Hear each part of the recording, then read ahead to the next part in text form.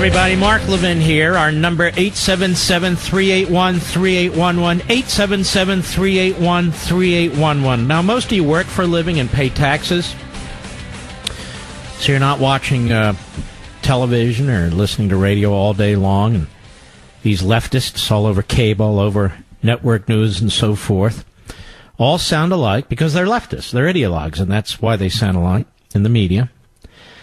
And just as the killing of Khashoggi in Turkey and the Saudi Arabia consulate is Donald Trump's fault, apparently so is the fact that it looks like more than 7,000 to me, but 7,000 illegal aliens are heading for our border. And, you know, the storyline is that Donald Trump is politicizing it, and he's stoking fear. And you may not know this, but through September, so far this year, over 400,000 illegal aliens have been stopped at our border.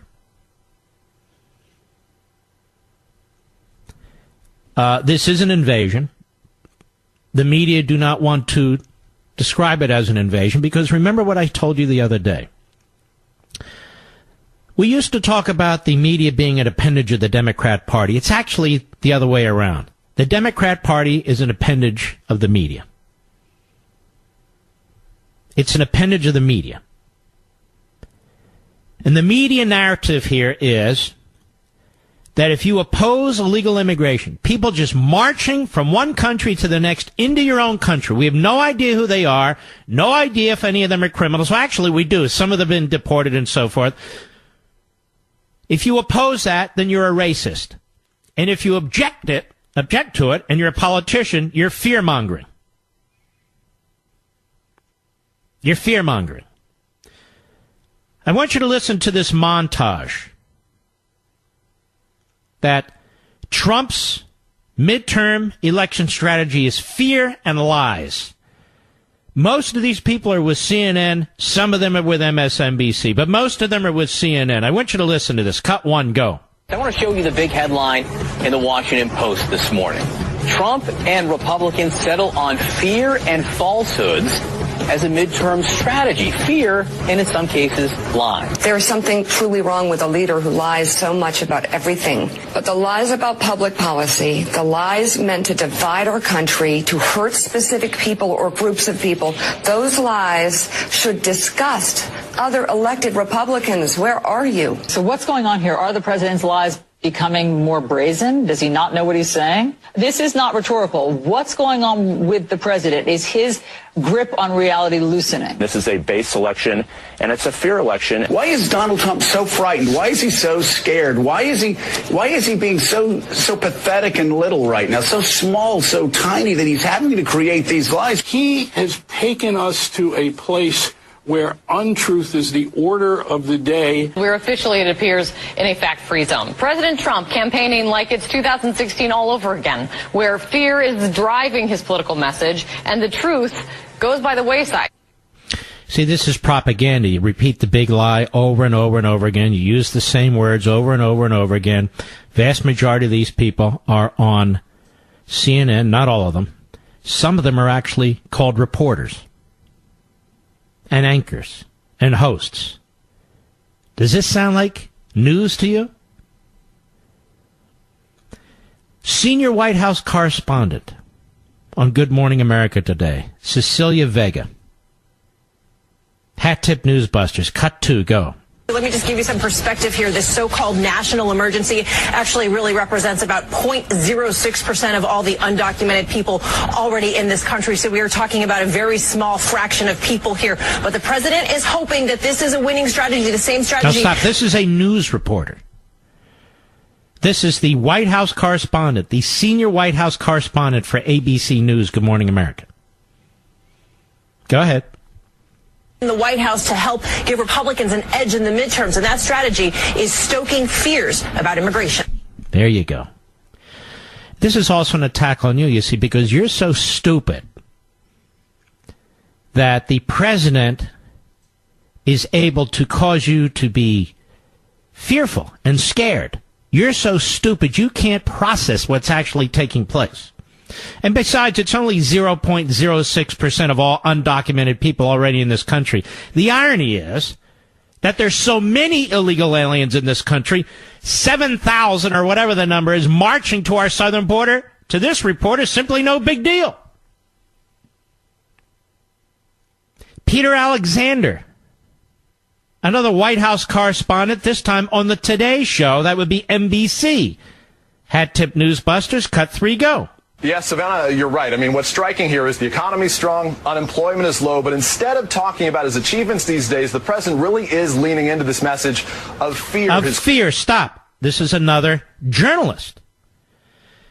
So instead of talking about the economy, which of course the media never talk about, instead of talking about the economy, which the media could care less about, the president is stoking. He's leaning into his message of fear.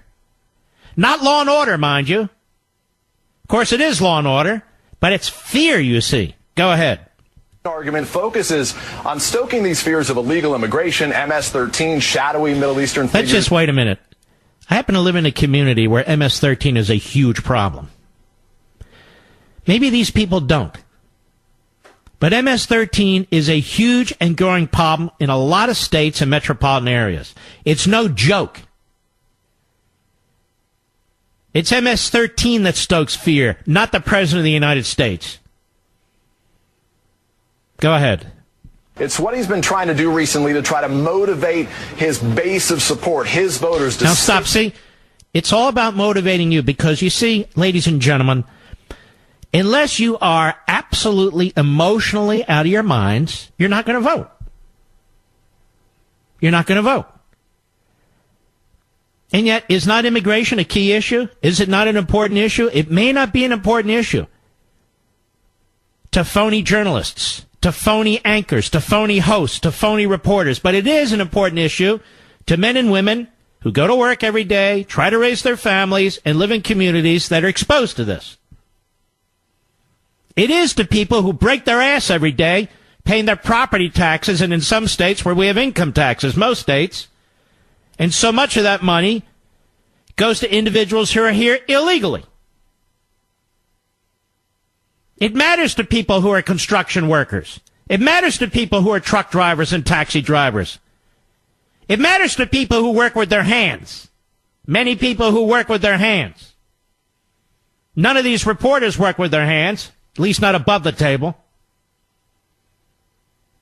Go ahead. Democrats from winning back the House or the Senate or both. Obviously, what's crucial in this circumstance here is that the president recognizes that he is up against a wall right here. This is a reporter. Now, Gloria Borger is on CNN today, utterly and completely predictable. But we need to hear from Gloria Borger because she's on CNN all the time. Cut 4, go. You know, I'm old enough to remember 2016, and this is 2016 all Notice over they again. keep bringing up, many of them, 2016. Because they believe it was an illegitimate election by all of us stupid people who came out and voted for Trump because we're racists, we're xenophobes, we're homophobes, and on and on and on. Just notice how they keep trashing you. Even more than Trump, it's you. This is 2016 all over again. An illegitimate election, illegitimate issues. Look at this. Look at the race baiting. Look what's going on. Race baiting. You have thousands of people who've told us what they plan to do, marching to our border. They're from Honduras and El Salvador and Guatemala and other countries. There's no race baiting. They're identified. Race baiting is what we saw during the Kavanaugh hearings. By the left, the Democrats, and the media. Go ahead. And Republicans are feeling good because if you start with Kavanaugh and then something switched after Kavanaugh and the president is now on the campaign trail, rallying up the base, getting them out to vote. And you see in the poll numbers that suddenly Republican voters are almost as energized as Democrats. Not quite, but almost as energized as Democrats were before this fear-mongering, Before this fear-mongering. Kavanaugh? How are we fear-mongering? And how's the president fear-mongering now? He's plain-spoken, just like Harry Truman. He's explaining what's taking place. There's an invasion taking place. 7,000 people who wish to come across the border illegally. What the hell do you call it? A parade? Go ahead. They were like, okay, I'm going to sit at home. And what Trump is doing is getting them out to vote by telling them, if you don't, you should be very, very scared. You're an idiot. Absolute buffoon. And notice none of these people live in the areas that are most affected by these immigration policies, or I should say, these illegal policies, actions that are taking place. None of them, not one of them. Senator Ben Cardin, he's a complete buffoon out of Maryland, one-party state in many respects. Of course, he's on CNN today, too. Now, tell me if he doesn't sound like one of these so-called reporters or anchors or hosts on CNN. Cut 5, go. Well, President Trump clearly appeals to some of the worst fears in America, some of the worst behaviors. So, first of all, can this guy talk? Good job, Marilyn. Go ahead. Yes, I am concerned that it does get a group of people with nationalist sentiments. So nationalist sentiments, what do they mean are Nazis? You see, you're a neo-Nazi with nationalist sentiments. You're a neo-Nazi if you say, secure the damn border, we're a sovereign nation, come through the front door, follow our immigration laws that you idiots in Congress passed, uphold the rules. You must be a neo-Nazi and a racist. He's appealing to, the nationalist sentiments. It's appealing to the rule of law. Go ahead. Not what America stands for. America doesn't stand for the rule of law? This guy's a lawmaker. He ought to be a lawbreaker. Go ahead. The truth when he talks about the people that are in the caravan. It's not a caravan. It's not a parade. It's an invasion. Caravan. Like it's some kind of Halloween parade. Or, hey, look at this caravan. That's quite a not a caravan. Go ahead. Presented the immigrant community here in America as far as their violations of laws. So he has made a case by misstating shut up, you idiot. There you are, United States Senator. I'll be right back. Now, I want you to hear what the Democrats said 20 years ago. In some cases, 15 years ago. Fear-mongering racists, neo-Nazis, obviously. Here's a montage. It's about just a few minutes. How much time do I have, Rich? Well, let's not use that one. Let's start with Bill Clinton's 1995 State of the Union. Cut 17, go. All Americans, not only in the states most heavily affected, but in every place in this country, are rightly disturbed by the large numbers of illegal aliens entering our country. Oh. The jobs they hold might otherwise be held by citizens or legal immigrants. The public service they use impose burdens on our taxpayers. No.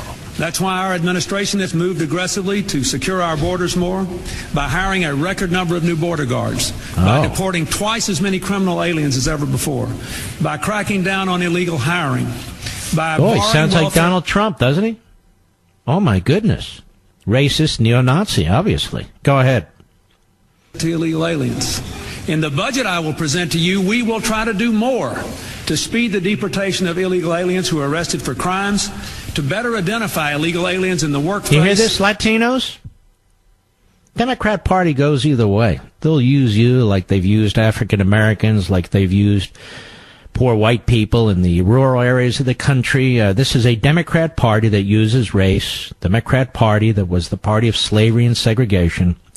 The Democrat Party that was the party of Jim Crow and poll taxes and literacy tests. Now it's the Democrat Party that attacks old white people and wants to use Latinos and African Americans to hold on to power.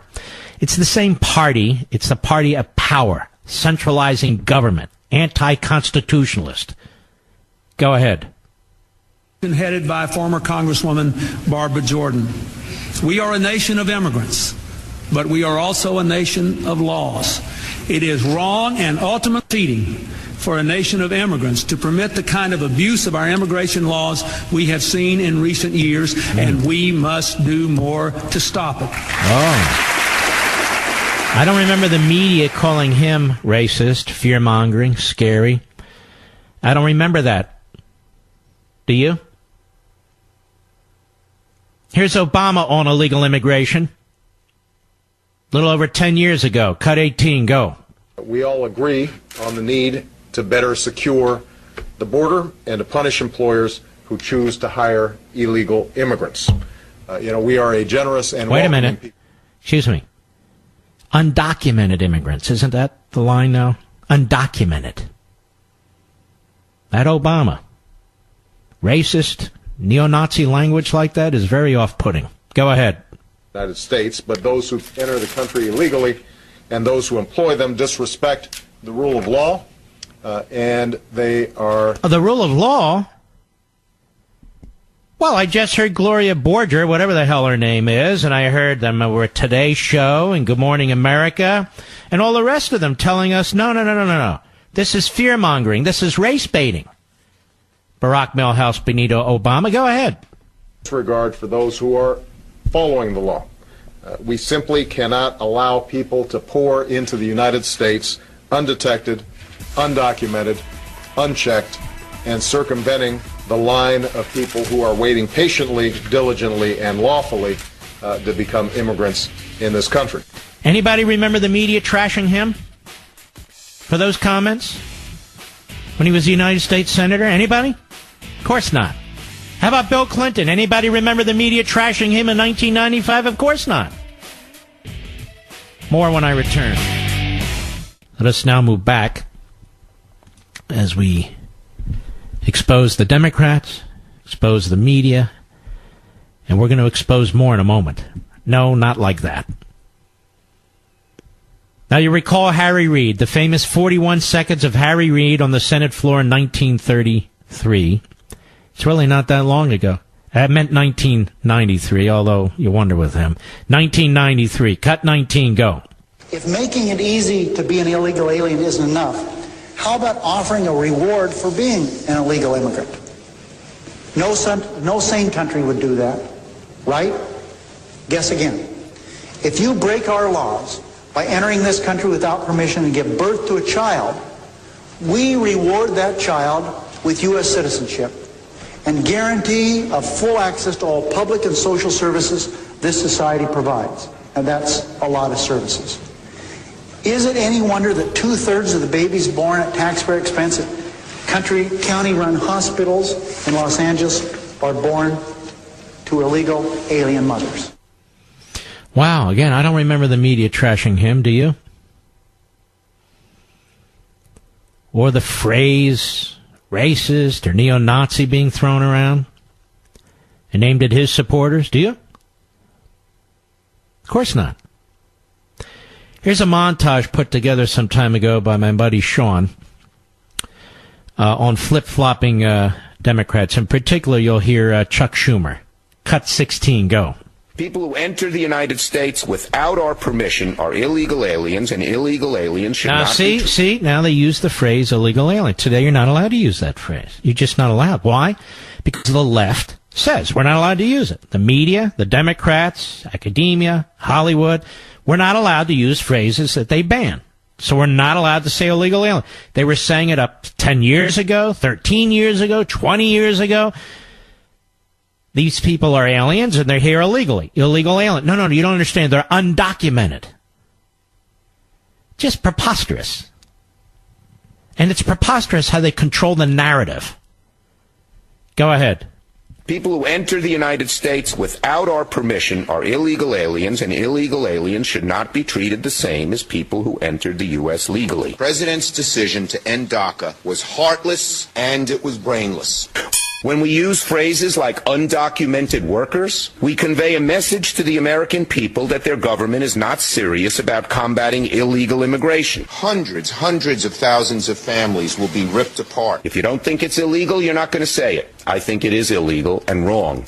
Tens of thousands of American businesses will lose hardworking employees. A biometric-based employer verification system with tough enforcement and auditing is necessary to significantly diminish the job magnet that attracts illegal aliens to the United States.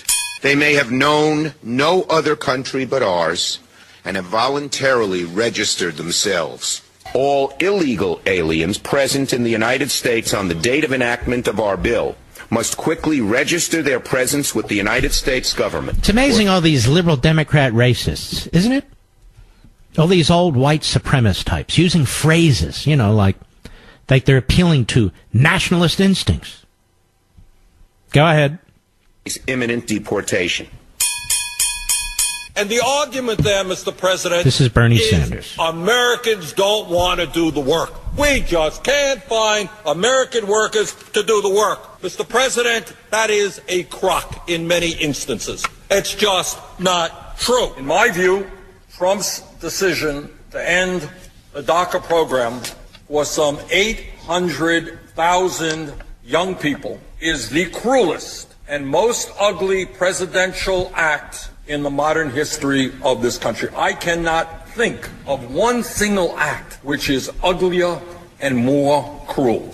We have all been educated that economics is about supply and demand. If you don't get the workers you want, you raise wages and you raise benefits. You don't simply open the door and bring in other workers at low wages. So I believe absolutely that we have to move aggressively toward comprehensive immigration reform. I will end the deportations. Poverty is increasing, and if wages are going down, I don't know why we need millions of people to be coming into this country as guest workers who will work for lower wages than American workers and drive wages down even lower than they are right now. But we have to send a clear message. Just because your child gets across the border, that doesn't mean the child gets to stay. So we don't want to send a message that is contrary to our laws or will encourage more children to make that dangerous journey. So I will fight for comprehensive immigration reform and a path to citizenship. I will fight to stop partisan attacks on the executive actions that would put dreamers, including those with us today, at risk of deportation. And if Congress continues to refuse to act as president, I would do everything possible under the law to go even further. We've got to do several things, and I am, adamantly against illegal immigrants. People have to stop employing illegal immigrants. Come up to Westchester, go to Suffolk and Nassau counties, stand in the street corners in Brooklyn or the Bronx. You're going to see loads of people waiting to get picked up to go do yard work and construction work and domestic work. This is not a problem that the people who are coming into the country are solely responsible for. They wouldn't be coming if we didn't put them to work. My proposal will keep families together, and it will include a path to citizenship. The number of immigrants added to the labor force every year is of a magnitude not seen in this country for over a century. If this huge influx of mostly low-skilled workers provides some benefits to the economy as a whole, it also threatens to depress further the wages of blue-collar Americans and puts strains on an already overburdened safety net. Immigrants aren't the principal reason wages haven't gone up. There are those in the immigrants' rights community who have argued passionately that we should simply provide those who are illegally with legal status, or at least ignore the laws on the books and put an end to deportation until we have better laws. But I believe such an indiscriminate approach would be both unwise and unfair. It would suggest to those thinking about coming here illegally that there will be no repercussions for such a decision. And this could lead to a surge in more illegal immigration. These are students, they're teachers, they're doctors, they're lawyers. They're Americans in every way but on paper. Those who enter the country illegally and those who employ them disrespect the rule of law, and they are showing disregard for those who are following the law. We simply cannot allow people to pour into the United States undetected, undocumented, unchecked, and circumventing the line of people who are waiting patiently, diligently, and lawfully to become immigrants. Real reform means establishing a responsible pathway to earned citizenship. So you see, ladies and gentlemen, the media changed their position. The Democrats changed their position. They work hand in glove. They work hand in glove. The media, the mouthpiece for the progressive movement, and the Democrats, the activist base for the progressive movement. You heard Obama, Bernie Sanders, Chuck Schumer, Bill Clinton, Hillary Clinton, Harry Reid. These are not just any Democrats. These are leaders. Bill Clinton was president. Obama was president. Schumer's the Democrat leader in the Senate. Sanders is the leading progressive. Harry Reid, of course, was the Democrat leader in the Senate. What changed over a period of a few years? Well, the objectives of the Democrat Party and the left changed. There used to be protectionists trying to protect the AFL-CIO and all the unions under that umbrella. Then the AFL-CIO and many of the unions under that umbrella, not all, decided that in order to increase their members, they needed to tap into immigration and particularly illegal immigration. And that way they could increase their dues. Democrats also figured out amnesty after amnesty after amnesty leads to citizenship after citizenship after citizenship, and they're counting on 70% of people who come in here illegally eventually being citizens and voting for them. There was a report out the other day. The Democrats are concerned that the Latino vote won't turn out as they expect. The Democrat Party is not a united party. The Democrat Party, since FDR, is a party of disparate groups and disparate special interests. That's why it'll never give up on LGB and so forth. That's why it'll never give up on race. That's why it'll never give up on income redistribution. It can't, or it ceases to have a purpose. It cannot exist. It cannot exist. And in order to get their base out, these disparate groups, disparate special interests, it has to keep banging the pots and pans. And the media, that's the institution through which it's done. Now, the media didn't trash any of these 6 individuals at any time about any of their positions on immigration. Now, if Good Morning America truly was doing a news segment, if the Today Show was truly doing a news segment, if CNN was truly doing a news segment, they'd be doing exactly what I just did. But it's all Trump, Trump, Trump. Trump, you see, is fear-mongering. Trump is politicizing. And yet, look at these Democrats. And look at the media. The media takes sides. The media advocates for certain policies and positions. And it's not just CNN and not just MSNBC. There's some of them on Fox, too. It's true. One more. I don't have time for it until we come back after the break. The great Barbara Jordan in 1995. I've played it before, but I want to close the circle since this is now a hot issue for the media to try and trash the president and even more, trash the president's supporters. Because they fear, what did they say? Another 2016 election. We can't have that, you know. I'll be right back. The left does what's expedient for the left's power and glory. The conservative defends our founding principles. The left doesn't give a damn about our founding principles. Now, they'll say they do, but they don't. The left doesn't give a damn about our founding principles. Look how unserious the left is when it comes to immigration. First, they want to secure the border. Then they want to deport people. Now they don't vote to secure the border. Now they don't want to deport people. How does that change in 10, 15, 20 years? Well, they've decided that the way to gain power, keep power, enhance power is to change the citizenry and to change the voter. And if you object, then you're attacked. If you object to their anti-capitalist degrowth efforts, they call it climate change, you're attacked. That you deny science, even though they pervert science. If you oppose the destruction of our healthcare system, what was and has been the greatest healthcare system on the face of the earth, then you're attacked as somebody who doesn't believe people should have access to quality healthcare. And it goes on and on and on.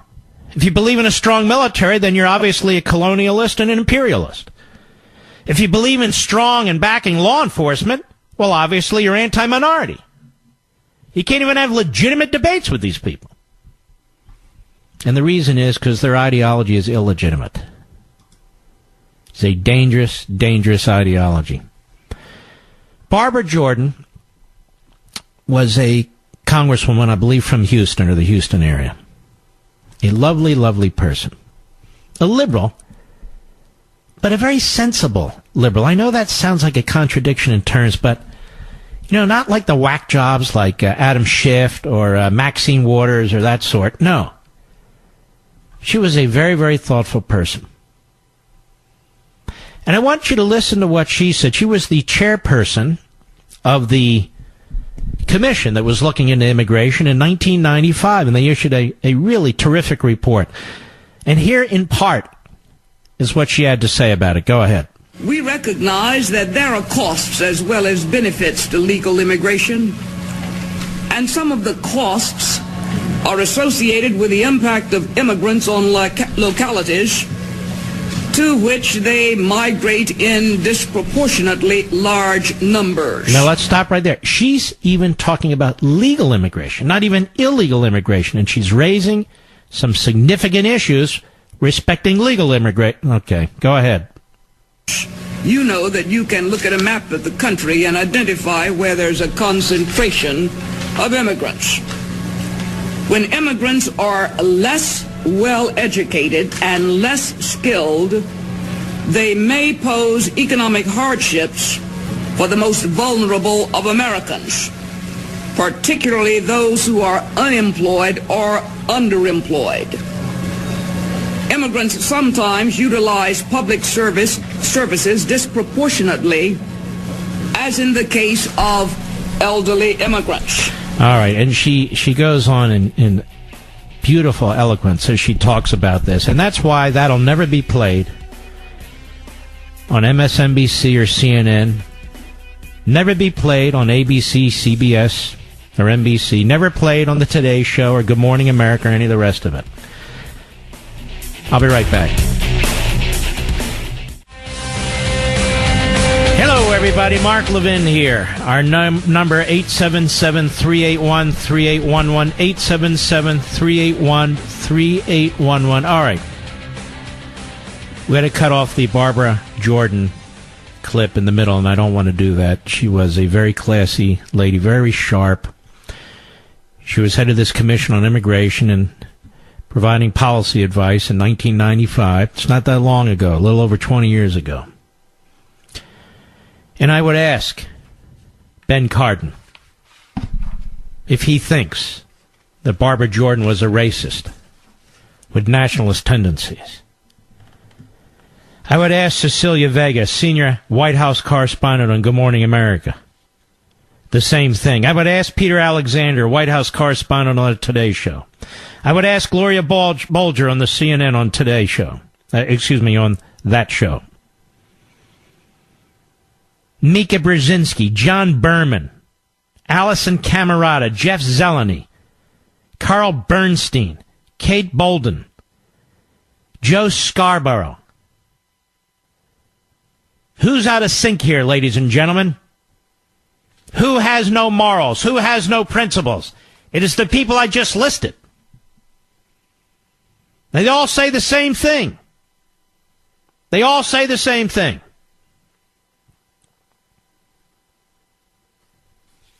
But here's what Barbara Jordan said in 1995.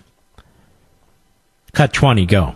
We recognize that there are costs as well as benefits to legal immigration, and some of the costs are associated with the impact of immigrants on localities to which they migrate in disproportionately large numbers. I want to remind you that she's talking about legal immigrants.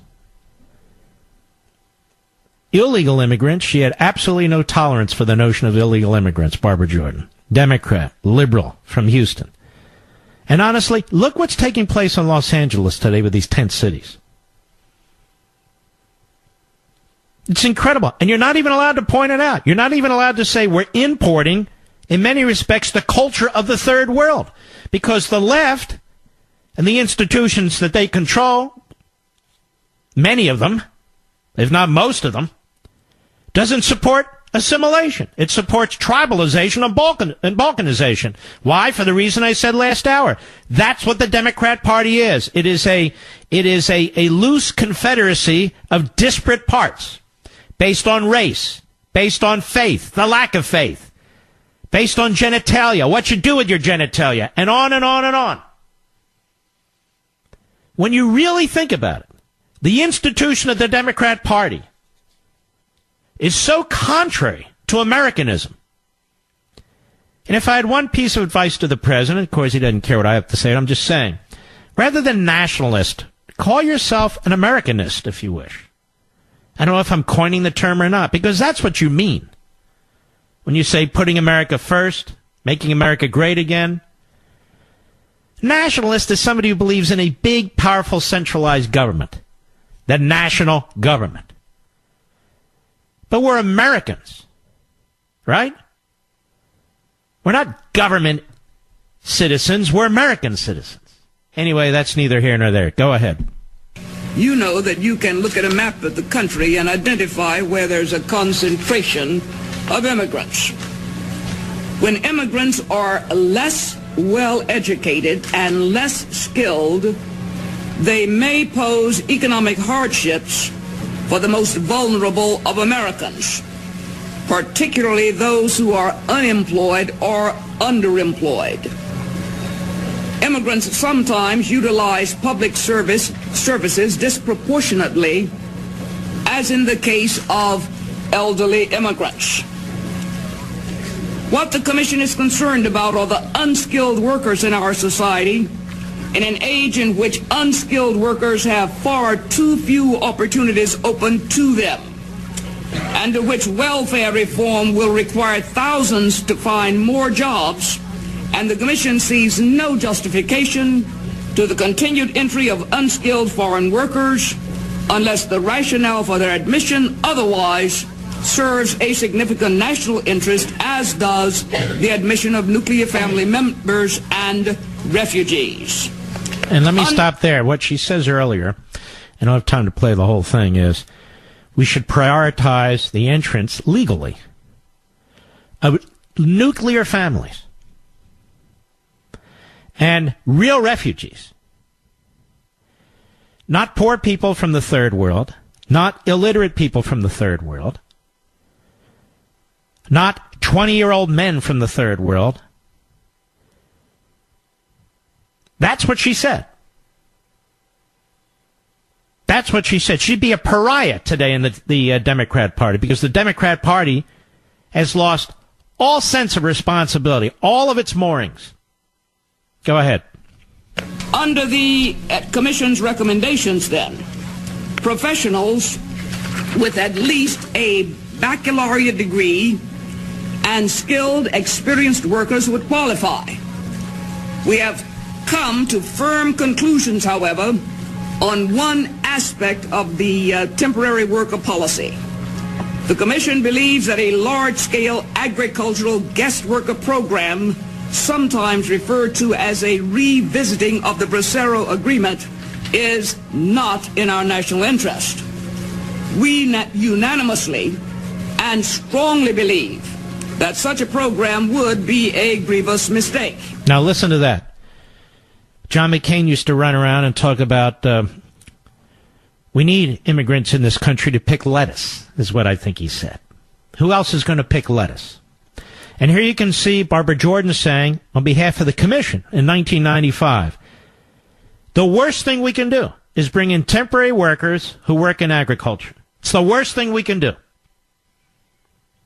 And yet this is what the Chamber of Commerce in the United States pushes for. This is what our friend Lindsey Graham pushes for. This is now what the Democrat Party uniformly pushes for. The poorer, the better. The more illiterate, the better. The more people can get into the welfare system, the better. Because they're voters, eventually. What did I just say at the top of this segment? The left does what's expedient for itself. We conservatives are trying to defend and promote our founding principles. Go ahead. I urge private industry, churches, community groups, volunteer groups, individuals to redouble their efforts to provide English language instruction and civics education to immigrants. Now, see, she's pushing for assimilation. English and civics. When is the last time you heard Chuck Schumer say that? When is the last time you heard Bernie Sanders say that? When is the last time you've heard any of these so-called journalists who are providing their opinions, their radical left opinions, or any of their guests say the same thing? Learn English and learn civics in America. They don't. Go ahead. I remind immigrants that they too have a responsibility. Now wait. That's the first time I've heard that in years. You mean the people marching to our border who, Barbara Jordan, are illegal aliens trying to get into the country once they do? They have a responsibility too? Really? Wow. Go ahead. They have a responsibility to embrace the common core of American civic culture, wow, civic values, and institutions. Wow, stop right there. You're coming into this country, put the damn flag down from your other country that you say you're escaping because it sucks. You're coming into our country, you pick up our flag. You embrace our culture. You embrace our language. Otherwise, what's the point? That's what she's saying. It's such common sense. But when you're dealing with a political party that tells you that your biological genitalia really is not a determinant of what your genitalia is, it's what your mind thinks it is, you know we're dealing with a collectively, truly sick operation here. Go ahead. Well, that's it. Now, some of the news people out there, they like to claim they're for news by attacking Trump, you see. That way they can show that they're truly objective. They're not partisan, you know. There was an excellent piece a couple years ago, almost to the day, in the Daily Wire, which is an excellent site, started and founded by our buddy Ben Shapiro. Good man. It was by Aaron Bandler. Now, I don't mean to cause any issues. I don't mean to provoke anything. But when we return, I want to go through this, the 9 things you need to know about illegal immigration and crime. Hello! About illegal immigration and crime. I'll be right back. Mark Levin. What we need to understand, ladies and gentlemen, is that the media as a collective supports illegal immigration. That the media as a collective supports socialism. That the media as a collective supports the evisceration of the United States military. That the media as a collective supports the Democrat Party. That the media as a collective supports activist judges. That the media as a collective supports the attack on American history. What else do you take from this? And they go on about freedom of the press, like you and I are somehow threatening freedom of the press, like Donald Trump is somehow threatening of the freedom of the press. It was John Adams, one of our truly great founders, and his party, the Whigs, that passed the Alien and Sedition Act, with emphasis on the sedition part, who locked up reporters, so-called, or threatened them. It was Woodrow Wilson in 1918, I bet you didn't know, that he and his party pushed through another Sedition Act in 1918. Because we know the left and the Democrats are such supporters of liberty and individualism in the Constitution. It wasn't Trump. And we could go on. It was Barack Obama who sicked the FBI on the AP and Fox News and the New York Times. James Risen and James Rosen.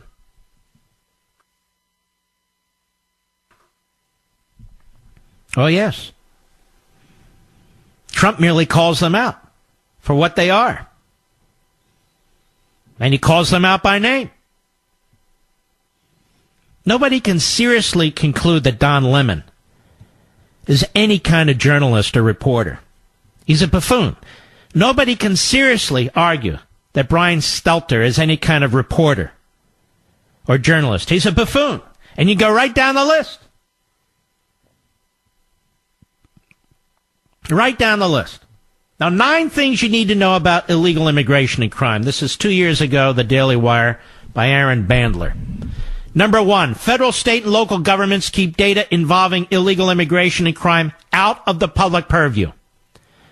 Fox News reported in 2015 that a source from Immigration and Customs Enforcement, ICE, and I love ICE, I've said that, quote, that comprehensive statistics on illegal immigrant crime are not available from the federal government, and suggested contacting county, state, and federal jail and prison systems individually to compose a tally, a process that would encompass thousands of local governments. So in other words, it's the official position of the federal government not to provide you with the crime statistics, not to track it. They track everything except that. Number 2, available evidence suggests that illegals are in fact more likely to commit crimes than the rest of the population. Fox News sorted through myriad local, state, and federal statistics and found that illegal immigrants are 3 times as likely to be convicted of murder as members of the general population and account for far more crimes than their 3.5% share of the U.S. population would suggest. Now, why isn't this information reported today? On Good Morning America, on the Today Show, by Shep Smith, by Wolf Blitzer. Why not? The percentage of illegals committing the number of crimes are as follows, according to Fox. 13.6% of those sentenced for all committed crimes in the country. 12% of murder sentences. 16% of trafficking sentences. Number 3, this is the Daily Wire. Almost 50% of federal crimes were committed near the Mexico border. A report from the Department of Justice in 2014 found the following via Judicial Watch. And it gives these specific statistics. Number 4, illegal immigrants account for nearly 75% of federal drug sentences in 2014. This is according to the United States Sentencing Commission, which also found that illegals were involved in nearly 17% of drug trafficking sentences and over 33% of federal sentences overall. Mark, how do you know these people are committing crimes? Well, I don't know about specific individuals, but these are the statistics. I thought big government leftists like statistics. Number 5, a disproportionate amount of illegals are in state prisons. Peter Kirsanow, a member of the U.S. Commission on Civil Rights and a lawyer, reviewed statistics from the Government Accountability Office and Pew Research Center and compared the number of illegals and non-illegals in prison for murder-related offenses in a 2015 National Review piece. Some of the findings. There are almost 70,000 illegal aliens in prison for every 100,000 illegals in Arizona. Let me correct that. There were 68.57 illegal aliens in prison for every 100,000 illegals in Arizona, compared to 54.06 citizens and legal non-citizens. And it goes on, but you can imagine what the statistics are. Kirsanow acknowledged that while comparing murder incarceration rates isn't a perfect measurement, it's difficult to contend that illegal aliens are more law-abiding than legal residents, at least when it comes to major crimes. But the more disturbing fact was the approximately 2,430 illegal aliens who are in prison just for homicide-related offenses in California alone. Number 6, tens of thousands of criminal illegals have been released by ICE and are at large in the country. In 2015, ICE released almost 20,000 illegals that committed 64,000 crimes that involved over 12,000 drunken driving convictions, 1,728 cases of assault, 216 kidnappings, and more than 200 homicide or manslaughter convictions. And this is why when you have a fool like the mayor of Tallahassee, Gillum, who says that they will not turn over convicted, incarcerated, and then freed illegal aliens to be deported by ICE. They will not turn them over to ICE. You understand that, Florida? You understand what I'm talking about? You've got a radical kook who wants to be your governor. I've got more when I return. When is the first time CNN or MSNBC or any of these left-wing phony news outlets actually looked at the statistics of the populations in the various federal and state prison systems to figure out who's who? They dare not look. They dare not look. They can see the statistics. They can work it through. They spend a lot of money on fluff and so forth. Instead, we get propaganda. Well, how can you prove that this is this? Or how can you prove that is that? You're a news entity. If you're going to make an assertion like, for instance, well, illegal aliens don't commit any more crimes than American citizens do. Can you prove otherwise? No. You're making the assertion. Show us. I'm making the opposite assertion. That illegal aliens, as a percentage, commit more crimes than American citizens do. So why do we deny that fact? Obama, I follow science and fact. No, you don't. Neither do the media. CNN, go look at the state prison systems, go look at the federal prison system, and tell us about the populations. How many are legal immigrants? How many are illegal immigrants? How many are American citizens? Go ahead. They'll never do it. They'll never do it. When's the last time you saw a program on any of these news outlets, so-called, on the cost of illegal immigration to local communities, schools, hospitals, law enforcement? They don't do those stories. Instead, we get the same thing over and over again. Don't these people have a right to come here? Don't they have a right to have a better life? What are you, a racist? What do you want to stop them? What are you going to do? Round them up? You're going to round them all up? Is that what you're going to do? That's what we get from the so-called news. Now let's finish the 9 things you need to know about illegal aliens and crime. We're on number 7. The rise in illegals crossing the border has fueled gang violence. In March, the Daily Caller reported that the barbaric MS-13 gang has been recruiting young illegals, resulting in higher crime in the Washington, D.C. area. In fact, Montgomery County in Maryland has seen an unprecedented level of gang-related violence in the last 8 months. This was written 2 years ago. With illegal immigrant youth being responsible for 85% of street robberies, according to IJ Review. Now, in the county I live in, very close to the sheriff's department, and they told me that this MS-13 problem is a significant problem. But you wouldn't know that, because when the president raises it, and he's done a lot of work on this issue of MS-13. So has Attorney General Jeff Sessions. So have the U.S. attorneys all across the country. When you raise it, they blow it off. Well, everyone's not MS. What's the big deal? Well, it's only a small number. Yeah, everybody's not MS-13. These insane, inane arguments. And the horrors of MS-13 have extended to the Brentwood community in Long Island, New York. And they've committed horrendous crimes in Virginia, on Long Island, and in other cities. The West Coast, around L.A. Number 8, sanctuary cities have hampered law enforcement in cracking down on gangs. The great Heather McDonald documented the frustrations of Los Angeles law enforcement officers all the way back in 2004 when they couldn't touch known gang members because of their status as illegals. We can't even talk about it, says a frustrated LAPD captain. People are afraid of a backlash from Hispanics. Another LAPD commander in a predominantly Hispanic gang-infested district sighs, I would get a firestorm of criticism if I talked about enforcing the immigration law against illegals. The issue is that these gang members tended to sneak back into the country even after they were deported for heinous crimes, and police officers couldn't enforce immigration laws against them and would have to resort to surveilling these gang members until they committed crime. Number 9. Crime has also increased among major cities that are immigration hubs. Daily Wire editor-in-chief Ben Shapiro has written, quote, David Frum of The Atlantic, no hardcore immigration opponent, and kind of a kook, but anyway, wrote in 2015 that as of 2011, there were 25,000 illegal immigrants serving murder sentences and nearly 3 million offenses committed by illegal immigrants between 2003 and 2009, including 70,000 sex crimes and hundreds of thousands of other violent crimes.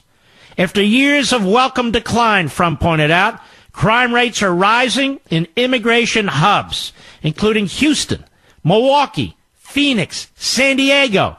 You got that, Gloria Borger? You idiot? In New York, it was 34%. Arizona, 17.8%.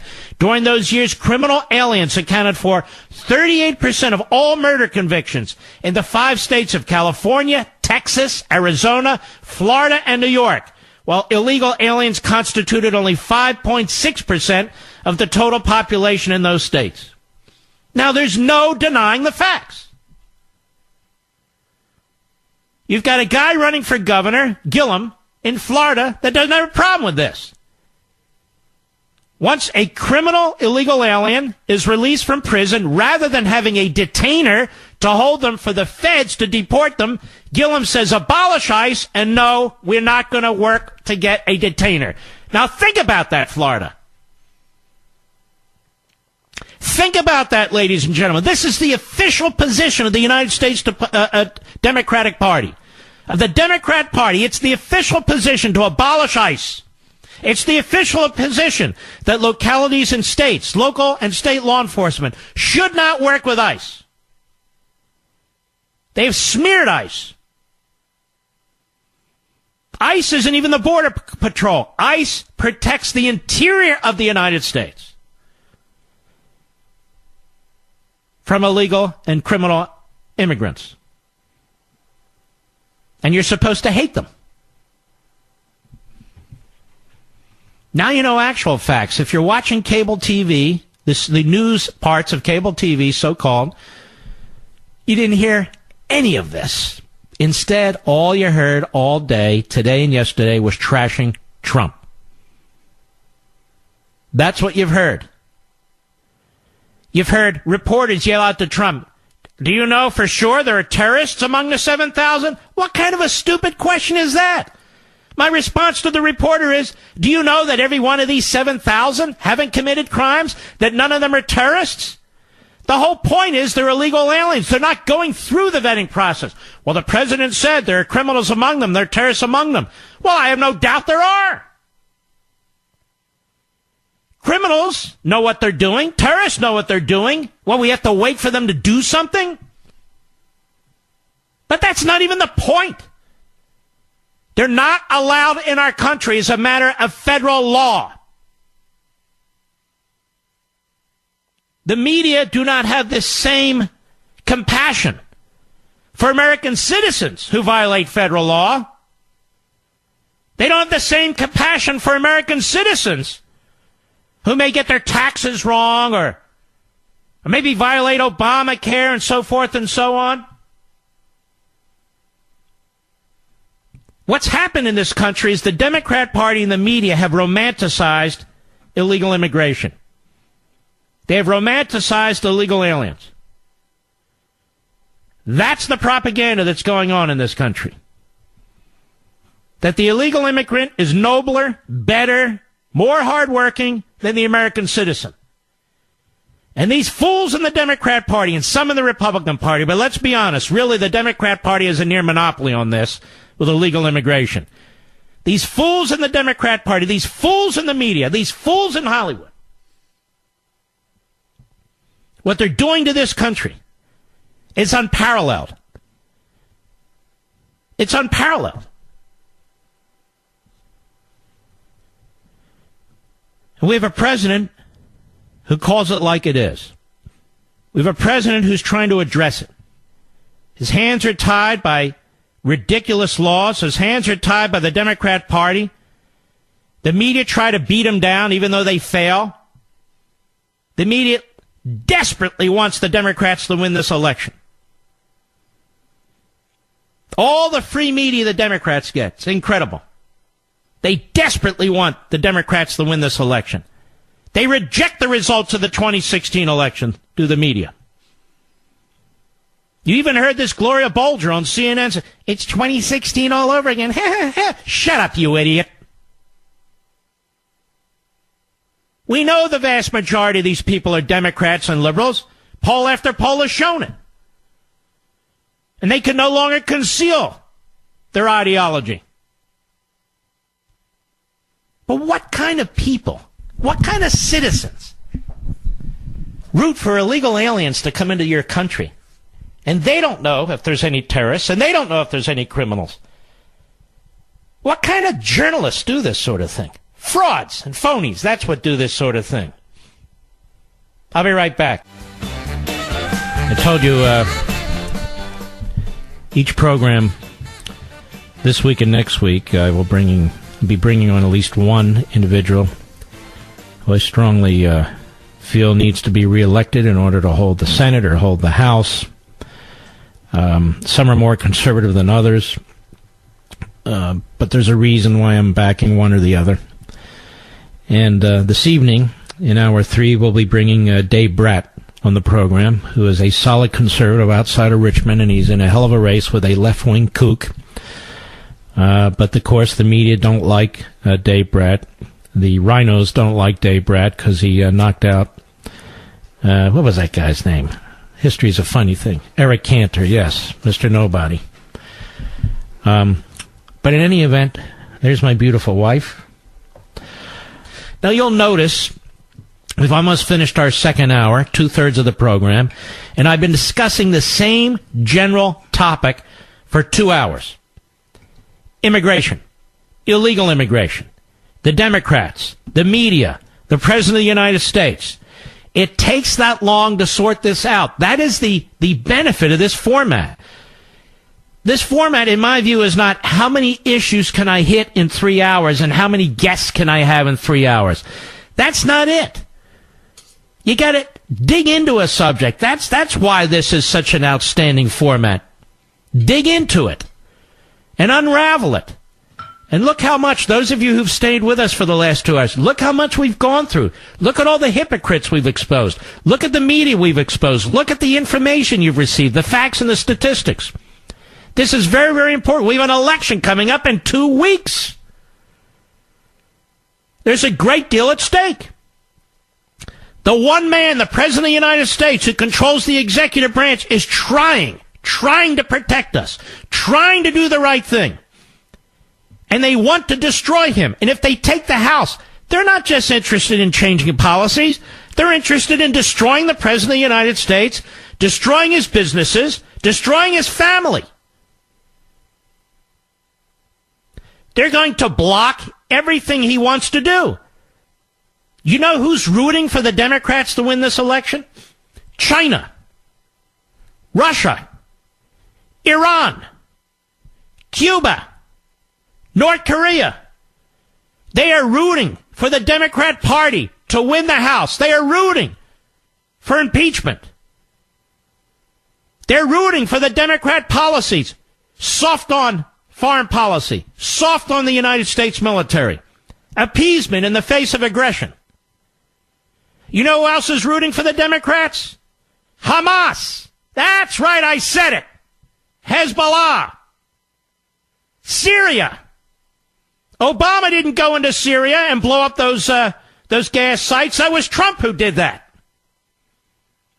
Obama didn't move the Israeli embassy to Jerusalem. It was Trump who did that. All the enemies that we have, everyone I can think of, is rooting for the Democrats to take the House. Are rooting for the Democrats to take the House. Democrats to take it. Now, I know my words will be twisted by the Soros-funded, the Steyer-funded, the left-wing billionaires-funded front groups and think tanks and media sites. Who gives a crap? Sometimes you got to stand for something, and you have to speak out. That's what my parents taught me. And as it gets harder and harder to speak out, as your opponents are more and more poisonous and vicious, you need to speak out more, and you need to stand up more. You have every reason to vote in 2 weeks. But you must bring friends, family, and coworkers with you. Otherwise, we're going to lose. This election isn't on Trump's head. It's on our head. Our collective head. It's up to we the people. If we're going to tolerate this. No branch of the federal government should be ceded to these hardcore leftists. No branch of the federal government. Don't take any solace in these arguments, so, well, we'll hold the Senate and they'll get the House. BS! They shouldn't get the House. They shouldn't get the Senate. They shouldn't get the local dog catcher. I'll be right back. Hello, everybody. Mark Levin here. Our number, 877-381-3811. 877-381-3811. The Democrats this election are also promising Medicare for all. All of you folks on Medicare, I want you to listen to me. You really need to pay attention to this. Investors Business Daily nails it. Democrats won't tell voters how radical Medicare for all actually is. You see, ladies and gentlemen, Medicare for all, what they mean by that is Medicare for nobody. Remember when Republicans said that Obamacare was designed to fail so Democrats could push single payer? That was called conspiracy mongering. But guess what? Obamacare is failing. And Democrats are now pushing Medicare for all, quote unquote, as the solution. You hear these Democrats running for governor, like Gillum in Florida. You hear them running for the Senate and the House. Medicare for all, Medicare. Don't you all love Medicare?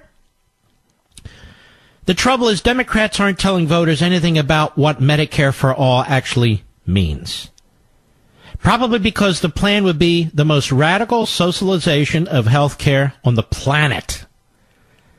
Everyone from New York socialists, Alexandria Ocasio-Cortez, to Texas Senate candidate Beto O'Rourke, to Florida gubernatorial candidate Gillum, they've called for Medicare for all. This is now the official position of every Democrat running for the House, every Democrat running for the Senate, every Democrat running for governor. This is their collective position. Now, what would Medicare for all, what would it do? Well, here are the facts. Based on the bills, the actual bills in the House and the Senate, you would lose your existing plan, whatever plan you have. On Medicare, employer plan, it doesn't matter. It would outlaw existing private health insurance, number one. All of it.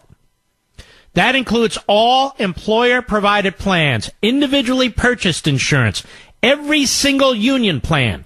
It also means an end to the increasingly popular private Medicare Advantage insurance plans. All gone. These private insurance plans, seniors have been flocking to specifically to avoid enrolling in existing Medicare plans. If you like your plan, you're guaranteed not to be able to keep it. They will all be outlawed. That's what they mean. I know you didn't hear this on CNN and MSNBC. I know you didn't hear it on Good Morning America or the Today Show. You're hearing it from me through the excellent writing of Investors Business Daily. Second, Medicare for all will have the government pay all medical costs. There'd be no co-pays or deductibles on anything, from doctor visits, surgery, and drugs to long-term care, dental, and vision. The only thing not covered would be cosmetic surgery.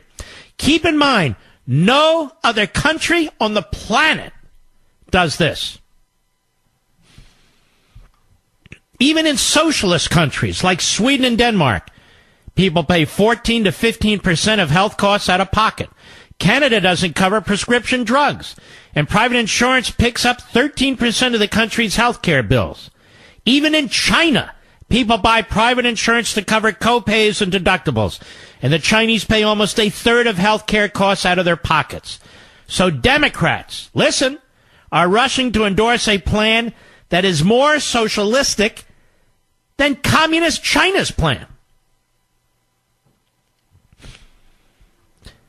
Now, Medicare for all. It would also nearly double the size of the federal government. Double the size of the federal government. A recent analysis of Bernie Sanders' current Medicare for all plan, which is supported by Gillum and people like him, finds that it would cost the federal government $32.6 trillion over the first 10 years. And we know these analyses are always wrong. They're always low. $32.6 trillion. Plus free college for everybody, right? Free health care. The trustees of Medicare say Medicare is going broke in 8 years. 8 years. So the Democrats have a plan, massively expand it and destroy it. It's incredible. And that's vast understatement of its true cost, since the analysis assumes draconian payment cuts to providers and unrealistic savings on administrative and prescription drug costs. It also ignores the enormous cost of delays and rationing that invariably result from government-run health care. In other words, all the people who will die, all the people who will suffer when a government takes over a system like this. Democrats pushing Medicare for all say that those costs are irrelevant because people will no longer have to pay premiums or spend any money out of pocket. What they don't say is that everyone would face huge tax increases to finance this government takeover of health care. Bernie Sanders' plan starts with an 8.4% hike in payroll taxes, sharply higher income tax rates, and more, none of which would fully cover the exorbitant costs. How many more failed countries, ladies and gentlemen, must we copy? This is Venezuela. This is the prescription of Venezuela. Phony support for Medicare for all. Democrats also point to surveys showing strong support for Medicare for all. A Reuters Ipsos poll found 70% backing it, including a majority of Republicans. But that's because people have no idea what Medicare for all actually means. When Reuters substitutes the term single payer or government-run health care, support collapses to as little as 40%, down from 70%. And that's exactly why the Democrats camouflage their true intentions and lie and deceive the American people. But even that's probably too high, 40%. A separate Kaiser Family Foundation survey found almost half of Americans wrongly believe they could actually keep their existing health plans under a single-payer system. Incredibly, Democrats are the most ill-informed. The poll found 52% of Democrats think they'll be able to keep their health care plans. I mean, that's absurd, right?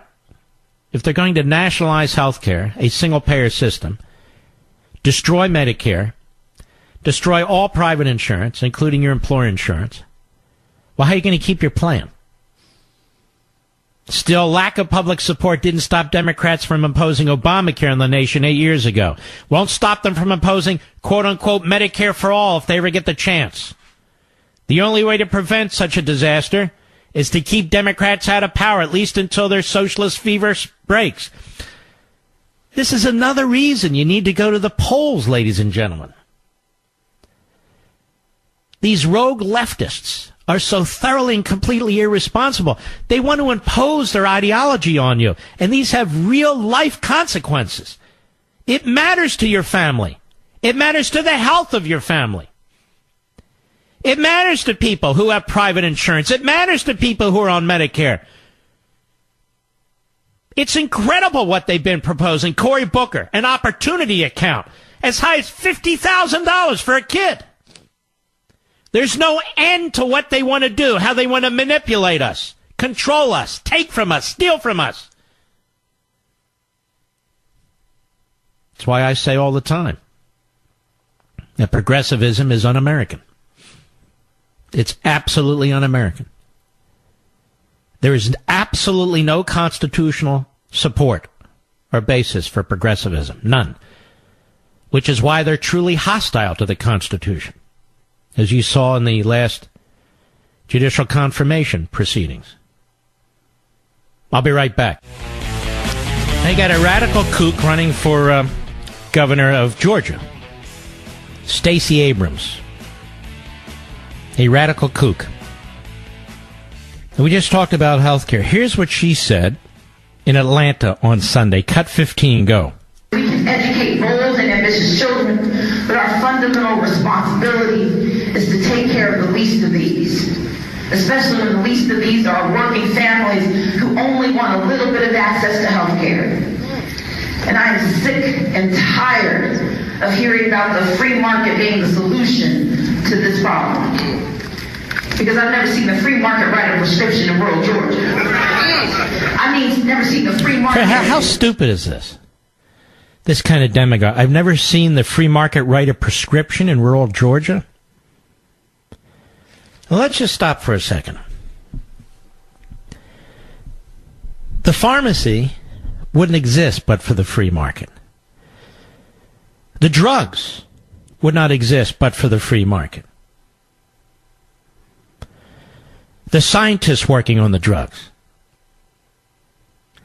The capital investment to come up with these drugs. Where do these people think these drugs come from? People sink hundreds of millions of dollars, if not billions of dollars, into finding drugs to help people with diabetes and heart disease and Alzheimer's and so forth and so on. We should be celebrating people who commit their lives to this, rather than this kind of demagoguery. People in rural Venezuela have nothing. People in rural Cuba have nothing. Nothing. Why do you think the Chinese government has to steal from us? They'd have nothing too, because communism doesn't work.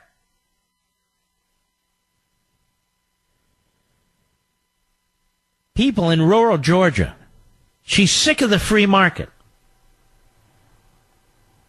It's funny how most rural areas vote Republican. Anyway, go ahead. Metformin, so they can have a little bit of control of their diabetes before it turns into an amputation of their foot. Just listen to this idiot. Listen to this idiot. Let me tell you something, and this is a fact. There are some prescriptions that are very, very expensive because it took a long time to develop them. There's an enormous amount of money that pours into them, and they're not widely used. In other words, they're for very specific types of cancer, very specific types of diseases, and so forth and so on. If you can show any pharmaceutical company, any, your tax returns, or if you don't, maybe you don't even have tax returns, you're that poor, they will provide you with the prescriptions for free or at an enormously reduced cost, but often for free. They have programs where they specifically do that. So if you truly cannot afford metformin, and I don't know if that's the right name or not, or a very expensive prescription, and you can show, based on your income or your lack thereof, that you can't, in about a week to 10 days' time, I had a friend who worked for one of these organizations, you will get those medications almost always for free. Why doesn't anyone ever talk about that? What this idiot will not talk about is the problem of supply and demand. If everything's free, if everything's subsidized, there's less and less of it. There's less and less investment into new cutting-edge drugs, new quality-of-life technologies and drugs. There's less and less of it. Remember, the left is about redistribution. It's not about production. It's about redistribution. It's not about growth. It's about redistribution. Go ahead.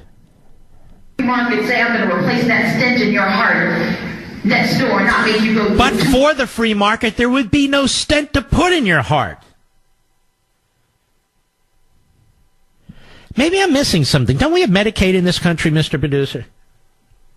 And 25 cents out of every single dollar spent by every state goes into Medicaid. Am I missing something? I thought the left had already solved this problem. In 1965, shortly after Medicare was founded, they founded Medicaid. I thought Medicaid was supposed to resolve all this. Apparently it doesn't. So what do we need? More government. That'll fix it. Medicare for all. That'll fix it. Go ahead. Miles to get it done.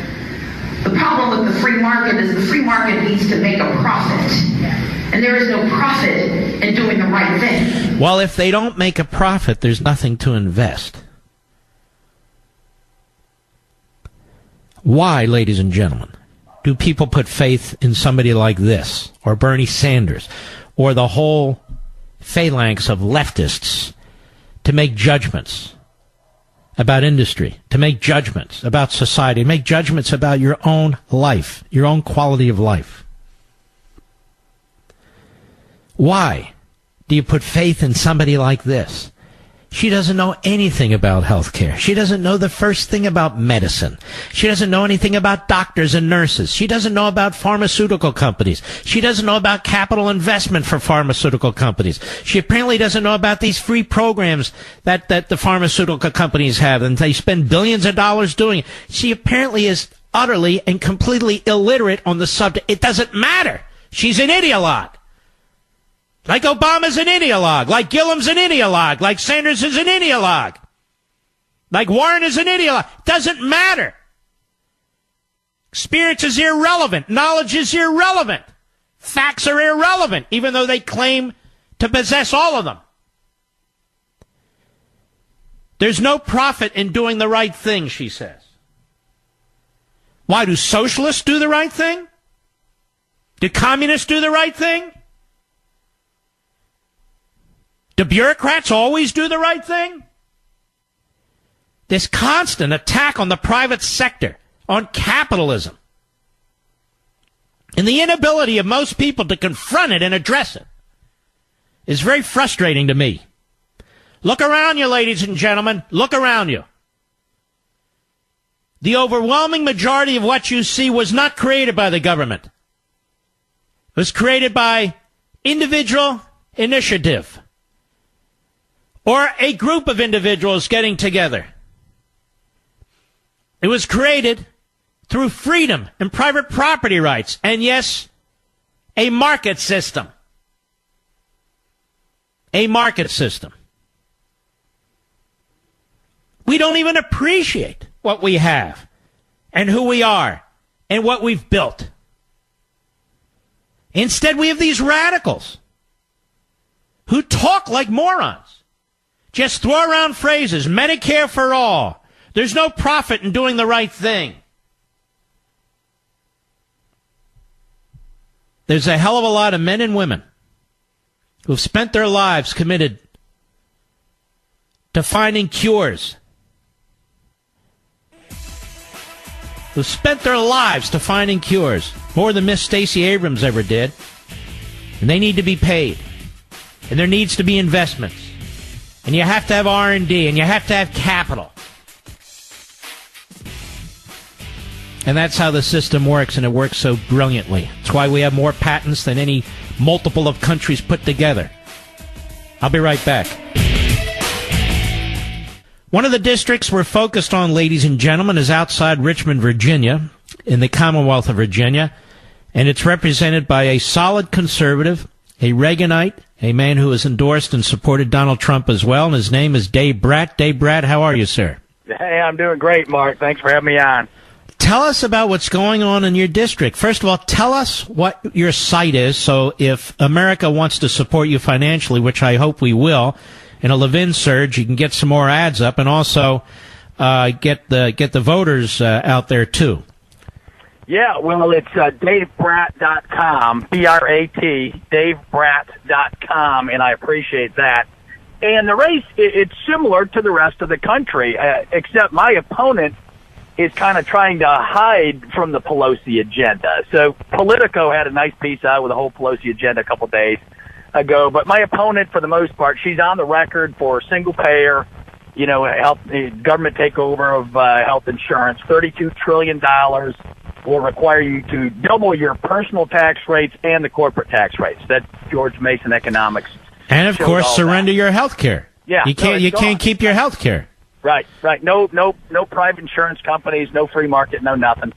And then she's against the tax cuts, right? The middle class families in Virginia are getting $2,500 back. And so she's saying that, give it back up to D.C., the lowest unemployment rate in history for African Americans and women, and then kids are doing well. And so the entire economic recovery takeoff is at stake. And then finally on immigration, she's open borders, sanctuary cities. She says federal laws, it can be handled by the localities. They'll do fine. And she's even made statements supporting the gangs, MS-13, et cetera, in public. And I don't think some folks out there understand what sanctuary is. I mean, we're talking about the hardened criminals that should be deported or arrested. And the governor of Virginia and my opponent, Spanberger, and everyone on the left, right, Nancy Pelosi, San Francisco, want to offer them sanctuary in your neighborhoods instead of deporting them. They want to give them sanctuary so they can stay here. And so it's mind-boggling with this caravan coming and lawlessness. And when she says local law enforcement can handle it, that's a neat, clever way of saying let's ignore federal law. And, she's got a CIA background, so she knows better. But, she's using language in a clever way to deceive the voters across the board on health care, on taxes, the economy, on immigration. So it's the standard thing, and we've been working like crazy with our sheriffs on opioids, and 300 million lethal doses of fentanyl came across the border this year. And the left wants to take it out on ICE officers who are protecting us from human trafficking and fentanyl and heroin, et cetera. So it's the country's upside down, but they got $5 million. They got $2.2 million fed to them from the Soros-backed Act Blue. They got money just falling out of the sky. And so we got a tough race on our hands. I mean, it's tight. We're up a little, and after Kavanaugh, of course, the rest of the country saw how, the left is just out of control. So we got a bump, and we hope that stays. They're getting an enormous amount of money. You talk about the Soros front group, and Styler has a front group, and Bloomberg's out there spending. You got all these leftist multi-billionaires that have set up all these groups to launder their money through and then to give it to these candidates, like the candidate you're running against. And they use this money to go on TV to try and disarm the public, to try and come across as, look, I'm not this radical leftist, I just believe in this, and this. It's happening all over the country. I assume it's happening in your district. Yeah, no, absolutely. And that's the resistance, right? This isn't the Democrats. This is way off. They want to have, endless investigations, impeachment of Trump, impeachment of Kavanaugh, et cetera. And so they have a radical left agenda. And your listeners are sophisticated enough to know, this has been in the Ivy Leagues and the higher ed for 40 years. They want to deconstruct the Judeo-Christian tradition. And now they have, right? You can't bring it up in K-12. You can't bring it up in higher ed. You can't even bring it up in polite conversation. They want to deconstruct the rule of law. Look what they've done to those who serve us every day. And they want to deconstruct the free market, pro-business environment we have. So it's just amazing. The billionaires who have made their billions off of the free market system and off of human freedom are now in full frontal attack on human freedom. Because they want to, ultimately, they've become enormously wealthy, and what's left? Power. They want power. They want to control the law. They want to control the politics. And they've tasted power. And America, it's DaveBratt.com. He needs your financial support all over the country. You know how he defeated Eric Cantor. You know how he's a leader in the conservative movement and in the House. It's DaveBratt.com. Anything you can give him within the federal legal limits, he needs your support. He's running against a radical leftist. And the people who live in your district, what are the main areas in your district? Yeah, I've got the 7th district. I got 8 rural counties, and then my 2 big suburban counties are, Henrico County and Chesterfield. And then we go all the way from, Culpeper up in the north all the way down to Nottoway in the south. Just great people throughout. And they're just, Spanberger is trying to buy this election and faking them out with just millions and millions that I cannot match in messaging point. I think Virginians are going to see through it. They're pretty skeptical on this negative ad kind of stuff. And, people are cracking jokes to me about, gee, Dave, I didn't know that about you. They're making fun of it. And so I think a little bit of it is backfiring, but with enough money, the Democrats do what they always. They're threatening we're going to take away Medicare and Social Security. And then just the biggest bold-faced lie is that, about the health care bill, the Republicans, pre-existing conditions, folks' coverage was covered in that bill. And they're, just spinning total falsehoods on all these scare tactics. And that's, we expect it every time, but the new thing is the money element. They $5 million so far, just in her money, right? I mean, just $5 million bucks. It's like a Senate race. And so we're running against the mainstream media. The Washington Post does a pants on fire against me every other day. And so we're fighting a good fight, and I still trust the American people. They're going to see through this. And the American people, we the people, we're the ones that can make a difference in each one of these races, and that's why I have Dave Bratt on. Dave Bratt shouldn't have to fight like this, but he does, because what's being done and the kinds of money the kind of money that's being spent and the way it's being spent and laundered into these groups, these front groups, and then attacked. And I love the way they always have the word reform or something in the name of their group. How's your ground game? How's the grassroots there? Grassroots is solid, and it's always easier to kind of motivate. It's got President Obama in there. We had thousands. The left now definitely has a blue wave that's still sitting on top of my district. But now after Kavanaugh, we're matching it. People are coming to the office like crazy. In the last month or so, the energy's way up. Everyone is just seeing what will happen, right? Maxine Waters will be the chairman of Financial Services, and they're starting to hear these stories and going, this isn't real, is it? I said, it is real. And people don't understand fully what the left, how far off the left is, right? JFK did supply-side tax cuts, was proud of his Catholic faith, was strong America. He couldn't get elected anything right now in the Democrat Party. And there's your objective criterion, right? That shows you it's not the right-wingers, right, that have moved. It's the left is so far off from any of its traditional moorings, and even caring about the middle-class worker. They have abandoned them for this crazy resistance, in the new tactics. In my district, businesses are being threatened. My opponent had to call in and apologize to a huge venue we had because they received so many threats. I've had hate mail left on my doorstep. Signs are being taken down by the 50s over every weekend. And, you see it on the national news. Everybody knows what's going on. And the American people have to stand up and reject this. Our side has to learn how to fight for freedom. DaveBratt.com. I would strongly encourage everybody who lives in that district, make sure you vote and make sure you bring a friend, a colleague, a neighbor. Be your own precinct captain. Just do it. And that way we can ensure that Dave Bratt returns. The rest of the country, it's DaveBratt.com. Dave Bratt votes on issues that affect everyone, no matter where you live, no matter where you reside. So it's very important that we return him to Congress. It's DaveBratt.com. Dave, we wish you all the best. Hey, Mark, thanks for your leadership always. God bless you. And God bless you, too, my friend. Boy, I'd hate to see him go down on election night, America. I really would. And they're doing this to a lot of very, very good people all over the country. They're lying about them. They're flooding the zone with an enormous amount of money. They're targeting specific races. So we need to target back and give Dave Brat all the support we can. He's a crucial voice in the House of Representatives on the Freedom Caucus. So we're going to do each night a Levin Surge, DaveBrat.com. I don't believe in giving money to parties, political parties. I believe in giving them to candidates. And this is a candidate that needs our support. DaveBrat.com. That's DaveBrat.com. I'll be right back. Mark Levin. I'm not supposed to tell you now, but I'll tell you now.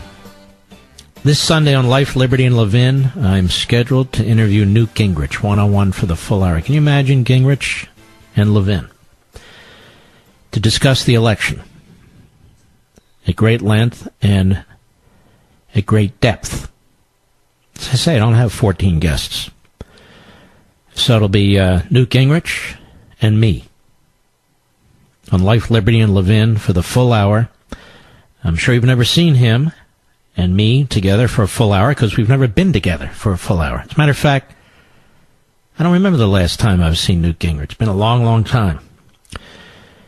But he's a really, really sharp guy, and he's got excellent analysis, and I thought that would work. And the following Sunday, right before the election, it'll just be me, myself, and I. Just me in an election special.